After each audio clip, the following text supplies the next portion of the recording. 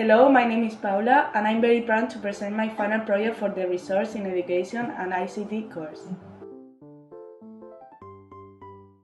My proposal is called our video game studio, and I needed it to transform the traditional classroom into a creative laboratory where physical art meets computer programming. This project is tailored for a class of 10 to 12 years old students, 5th or 6th grade. At this age, children are highly energetic and consume digital media, especially video games daily. However, they rarely understand the computational logic behind the screen. My main goal is to switch their role from passive consumer to active technology creator, to ensure inclusion, especially for students who struggle with abstract concepts. I have designed a highly visual and manipulative sequence. From a legal standpoint, this proposal strictly follows the Spanish curriculum. Nationally based on the Royal Decree 157/2022, I target Article 7 OGTG, which encourages the student to explore different artistic expression and audiovisual formats.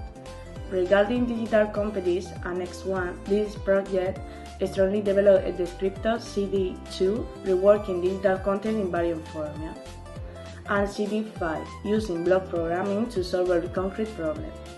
Regionally, applying Decree 209/2022 on Murcia 1 integrate the area of art, education, and mathematics, moving away from traditional subjects toward the real-world computational thinking. To start planning this project, I use an artificial intelligence tool. As you can see on the screen, it's generated a project called Level Up Our Community. The AI suggests a well-organized 4-week project that follows a clear sequences. Students first create a story through digital comic, then make a character using stop motion, and finally develop a video game in Scratch. Overall, it is a creative and motivating proposal that encourages activity learning. However, the proposal assumes that everything will work perfectly. It expects students to move easily from one task to another, use different digital tools without difficulty, and learn coding concepts quickly. In reality, many students may need more support, time, and guides through the process. One issue is that the coding stage seems much simpler than it really is. The proposal treats error as a small technical problem, when in fact learning through mistakes can be challenging and sometimes frustrating for children. Another important issue is that privacy. The AI recommends using several online platforms but does not consider where students need an account or how their personal information will be processed. For this reason, I decided to adapt the proposal rather than I use it exactly as it was generated. I will keep its main strategy because it provides a clear path from storytelling to game creation and help the student become active creators. At the same time, I will introduce change to make it more realistic and sustainable for primary school. For example, I will dedicate a time to help the student deal with mistakes and challenge during coding. And I will ensure that all digital tools are used safely through anonymized classroom account and clear privacy measures. The project unfolds in 3 main interconnect phases. The phase 1 is physical art and stop motion. The student mission is to create a game that solves social issues such as helping the homeless. In cooperative team, they begin offline by sculpting their main character out of plasticity. Then, using the stop motion studio app, they bring their sculpture to life. They learn that animation regards strength pattern, moving the clay millimeter by millimeter to capture the illusion of movement.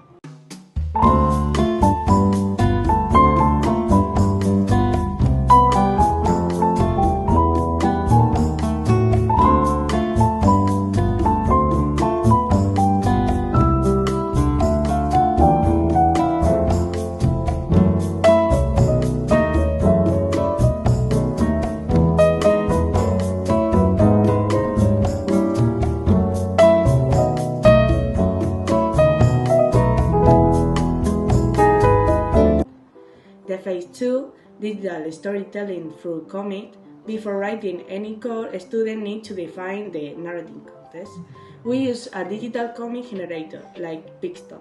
where students design avatar and use text bubble to write the prologue of the game. This comic served as the backstory, explaining the social problem to future players and developing their language skills visually.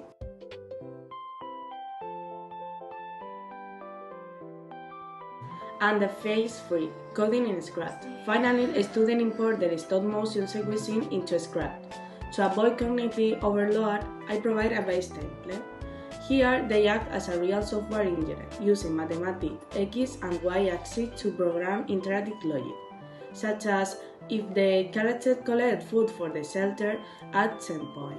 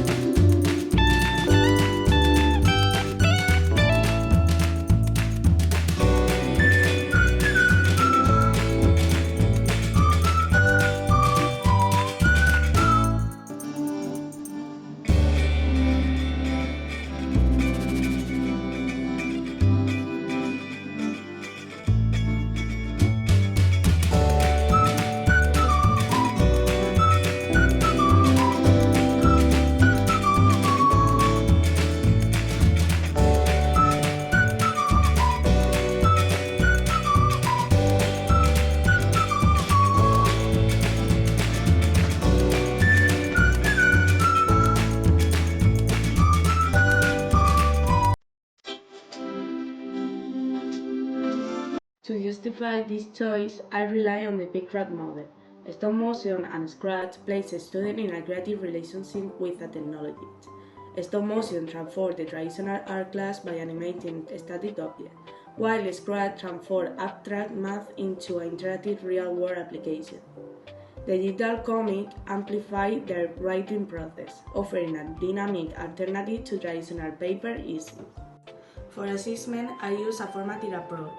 Instead of giving a traditional exam, students receive a detailed rubric on the first day, so they know exactly what is expected from the start. My focus is not only on the final video game, but on the whole creative process. I assess for many areas. Artistic expression, the creativity of their clay character and the quality of their stop-motion animation. Narrative design, how clear and meaningful the story and social messages are in their digital comic. Computational thinking, whether they use mathematical logic and variables correctly in Scratch. And teamwork, where they share tasks, collaborate, and deal with challenge or disagreement within the group. Managing this project means dealing with a few important challenges. The biggest one is finding the right balancing between innovation and student frustration. Learning to code can be difficult at times, so I make it clear from the beginning that bugs and mistakes are a normal part of the process. Instead of seeing them as failures, we treat them as an opportunity to learn and improve. Another key issue is data privacy. Following the e-learning tool evaluation guidelines. Stop Motion Studio is very safe because we use it offline. For Scratch and the Comic app with Ricard account.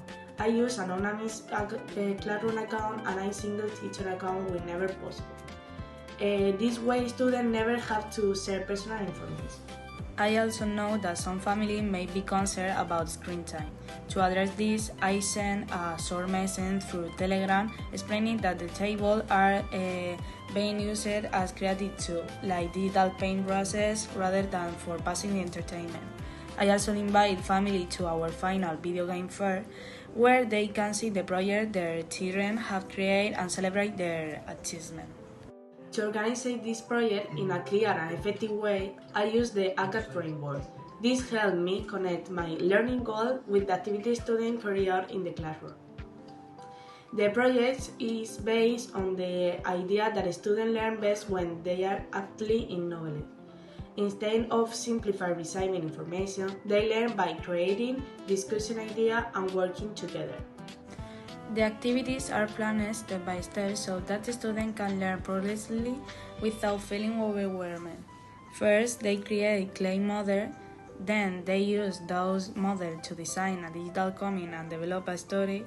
Finally, they work together to program their video game in Scratch. This sequence helps students move from creative hand-on tasks to coding in a natural way. Learning takes place in both physical and digital space. The classroom becomes a creative workshop where students use materials such as clay, paper, and pencil. Later, they use tables to record their stop-motion animation and laptops to create and program their video game. Collaboration is a key part of the project. Students work in mixing groups of 3 or 4 members. Each student takes on a specific role, such as artist, writer, or programmer, so that everyone can participate and contribute to the final product. My role also changed through the project. Instead of being the main source of information, I act as a guide who supports students, answer questions, and help groups solve problems and work efficiently together. Moving to the reflecting part of this exam, Castañeda and other 2013 define a personal learning environment, play, as the set of tools, resources, connection, and activity that help a person learn continuously. My play combines both educational framework and digital tools that support my professional growth as a teacher.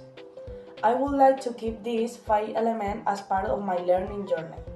The Big Run model. This model helped me reflect on how I use technology in the classroom. It reminds me that technology should encourage students to create, explore, and participate actively rather than simply consume information. The TPAC framework. This framework helped me find the right balancing between technology, teaching method, and subject content. It ensures that digital tools always have a clear educational purpose. Pinterest, this one is of my main source of inspiration. I often use it to find creative ideas for classroom projects, art activities, and engaging ways to teach different subjects. Genially, this is one of my favorite tools for creating interactive learning material. It allowed me to design presentation, game, and visual resources that make learning more engagement and easier to understand. A professional teacher Instagram account in the future, I would like to use an Instagram to share classroom projects, exchange ideas with other teachers, and continue learning from the educational community around the world. Together, these tools and framework help me stay creative, reflective, and connected as a lifelong learner and educator. Reflecting on my digital competence as an education, there are 3 areas of the GIN-COMPEDU framework that have been especially important throughout this course. The Area 1, Professional Engagement. This area focuses on using digital technology for professional growth, collaboration, and communication. During the course, I strengthened this competence by working with classmates in online activities, sharing ideas, and building a personal learning environment that allowed me to connect with other educators and discover useful educational resources. In the Area 3, Teaching and Learning, this area is related to planning and managing learning experience with digital tools. I developed this competence by designing a project that combined hands-on and digital activities. Students moved from creating clay models to using stop-motion studio and Scratch, while I guide and support them through the process. This experience helped me understand how technology can be integrated naturally into learning. And the last area, Area 4, Assessment. This area focuses on using digital tools and strategies to improve assessment. In this project, I designed a rubric that evaluates not only the final product but also the learning process. I assist student creativity, coding skill, and teamwork. In addition, the final video game fair allows students to test each other's game and give feedback, encourage reflection, and persistence. These 3 areas have helped me become more confident in using technology to support learning, collaboration, and assessment in the classroom. To conclude, when I think about my learning process, I believe I will set a grade of 8 or 9 out of 10. Doing this exam again helped me clearly see the mistake I made the first time, when I was in a hurry because I did not have enough time. Now, I understand the topic much better. I have to admit that this course was challenging for me because we did not only learn traditional theory, we were encouraged to think like people who create educational technology and develop practical solutions from the beginning. Regarding group work, the most difficult role for me was being the analyst. It is not easy to evaluate classmates in an objective way because emotion can influence your judgment. However, this role taught me to focus on educational goals and give useful feedback that can help others improve.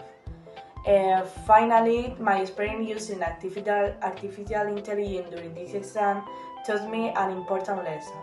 AI is a very useful tool for organizing information and supporting work, but it not have human understanding or empathy. It cannot fully understand a student's frustration when sometimes does not work or are family concerned about technology. In the end, no matter how advanced technology becomes, teachers are still essential for creating a safe, supportive, and mindful learning environment.